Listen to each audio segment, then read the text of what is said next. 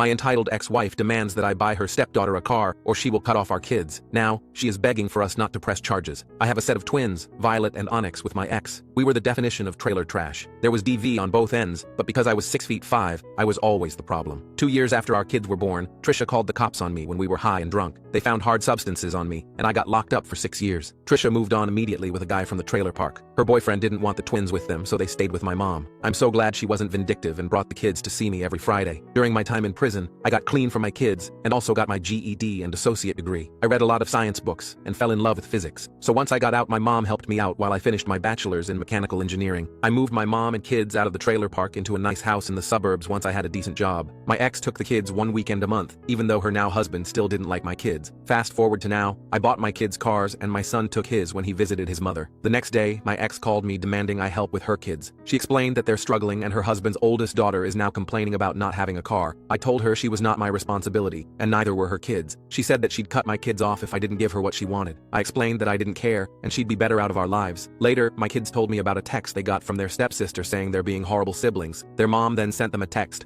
asking if they could sell the cars. When they said no, she filled it out saying she was going to no contact and that she didn't raise them to be greedy brats. My son sent laughing emojis while my daughter sent RAISE. She texted me some more junk saying if they starve to death it's my fault. Update. At first I didn't get any law enforcement involved because of my background, but some stuff happened that I had to put aside my feelings. My ex relied on my son to take her kids to practice and pick them up. He used to walk them to the school, and I would pick him up afterwards. He didn't mind, because he liked hanging with his siblings. He started using his car once I got it for him. The next time he took them to practice, he talked with his mom inside her house for a while. I guess she apologized and explained that they were having a rough time financially. They forgave each other and hugged it out. But when my son returned outside, his car was egged and scratched up, and a window was busted. When he called me, I could hear the hurt in his voice. His mom tried to explain how she had nothing to do with it, but I didn't believe her. I bought him a dash cam, and it showed the stepsister vandalizing the car. My ex and her husband begged me not to press charges, and I guess they told their daughter not to come home for the time being. I called the police, and they said because of the damage she could face a couple of years in jail. They told me they'll keep a lookout for her. I immediately took it to a mechanic where it was $1,000 worth of damage. I paid, and it's going to take about a week to fix. I was shocked when my ex texted me at 4 this morning saying that she reported her stepdaughter when she got home,